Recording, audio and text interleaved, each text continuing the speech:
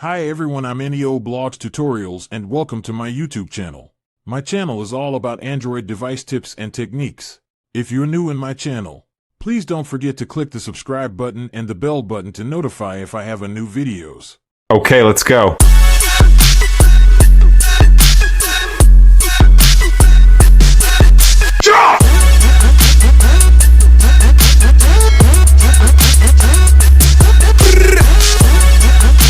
Hello guys, welcome to my channel. Ngayon guys, may ibabahagi ako sa inyo na apps na makakatulong sa inyo. Eto siya guys. Ngayon guys, kailangan natin i-download ang apps na ito.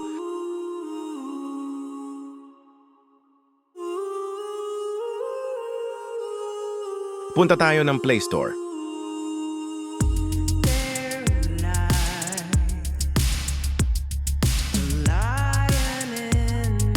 Then tap nyo yung search bar sa taas. Then search nyo Rethink DNS Firewall. Eto siya guys, download nyo na lang pag wala pa kayo nito.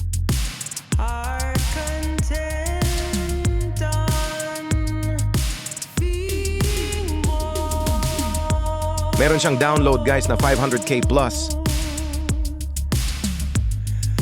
Tapos may 4.5 na star siya.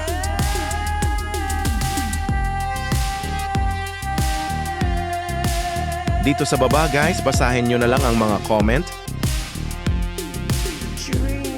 Maganda ang mga comment niya guys, ibig sabihin maganda ang apps na ito.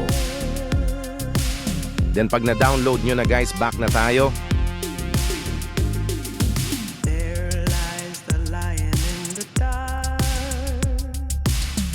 Then punta muna tayo sa settings ng mga Android phone natin.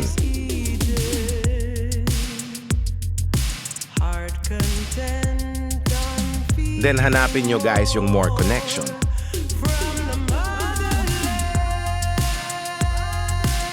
Then hanapin nyo ang private DNS. Then off nyo guys. Kailangan natin i-off ang ating mga private DNS bago natin buksan ang apps na di-download natin sa Play Store. Then pag na-off nyo na ang private DNS nyo, back na tayo. Ngayon guys, buksan na natin ang apps na na-download natin sa Play Store.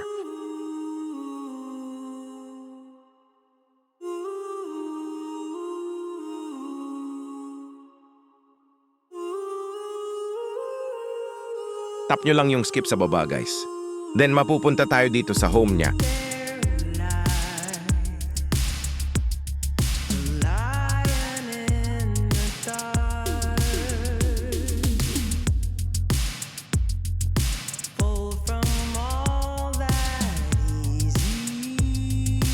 At ngayon guys, tap natin yung DNS.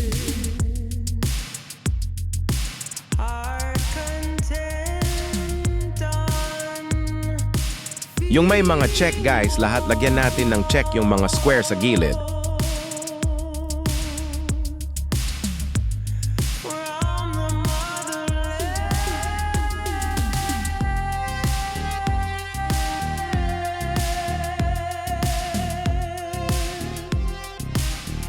Then scroll down kayo guys at kayo na bahala kung ano pa ang gusto nyong lagyan ng check.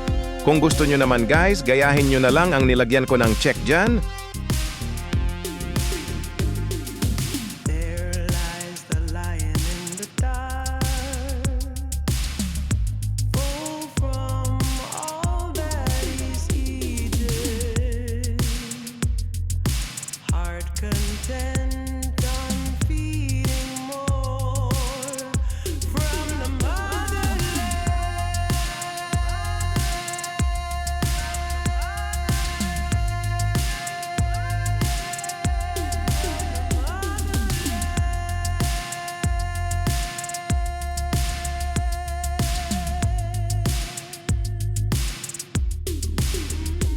At dito naman tayo guys sa firewall, tap natin yan. Dito guys, makikita nyo yung pinakauna ang Universal Firewall Rules. Click natin yan.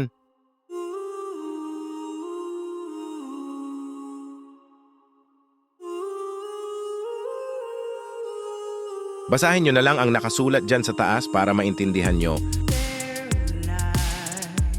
Then ang i-on lang natin dito guys, itong dalawa yung una at yung pangalawa. Then may nakasulat dito, basahin nyo na lang guys. Then pag nabasa nyo na tap nyo yung grant,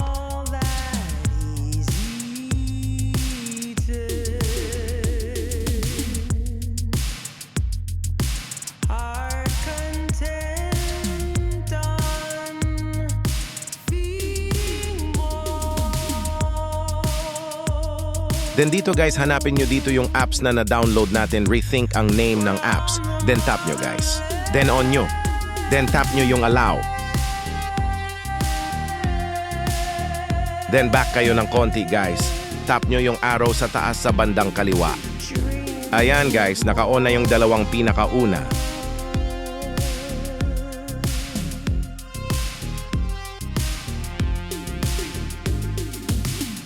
Then back tayo guys.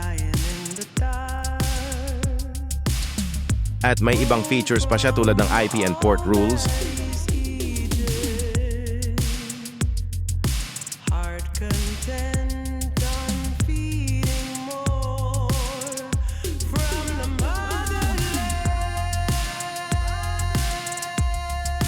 Kung alam nyo to guys, tap nyo lang yung plus icon sa baba.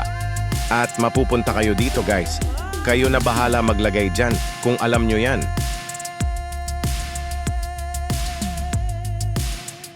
Ganon din to guys, yung per app IP, our domain rules, same process lang din guys. Kung marunong kayo sa mga ito, mag-setup kayo ang bahala.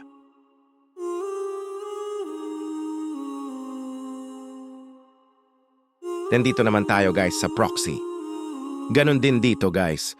Kung marunong kayo mag-setup ng mga ito, mas okay, pero kung di nyo naman alam guys, wag nyo na lang pakialaman.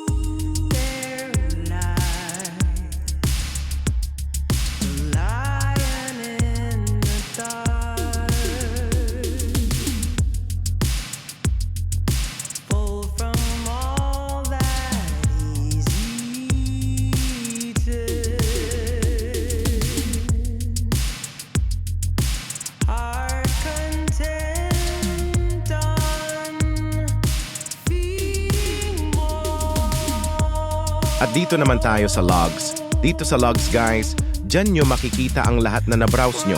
Dyan, yan mapupunta.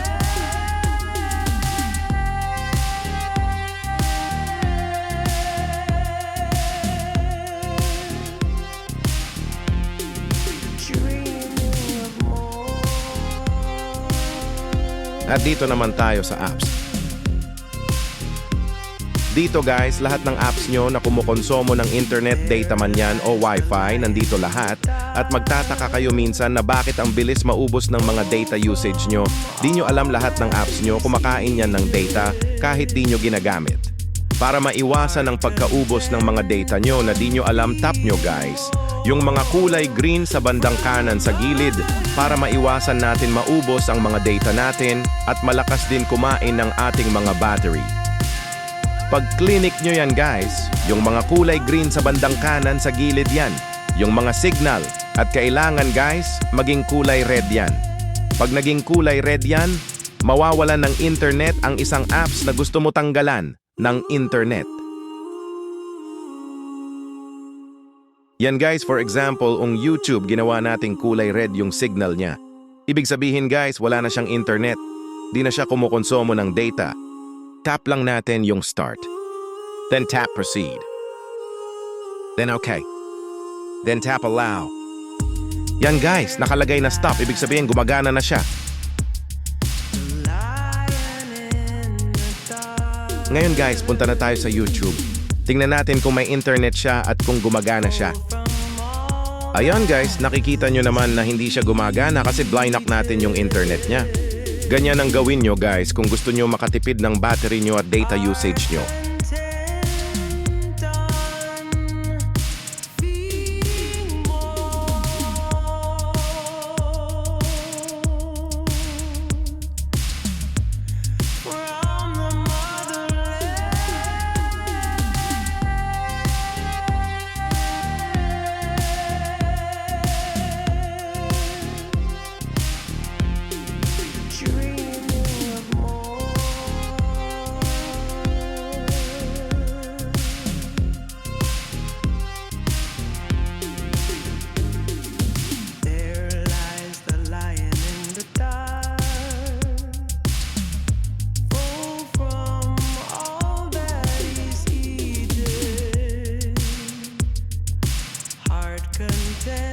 Mag-try pa tayo uli guys itong vidmate na ito guys. Tanggalan uli natin ng internet kung gumana siya.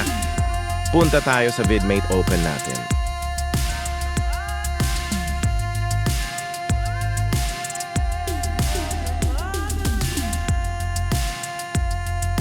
Ayan guys, wala siyang internet, di ba? Ganito lang ang gawin nyo guys. Block nyo ang mga apps na hindi nyo kailangan tanggalan nyo ng internet para makatipid kayo sa data nyo at sa battery nyo. Kasi guys, ang mga yan, kahit di nyo ginagamit, gumagana pa rin yan. Kumakain pa rin ng battery at data or wifi.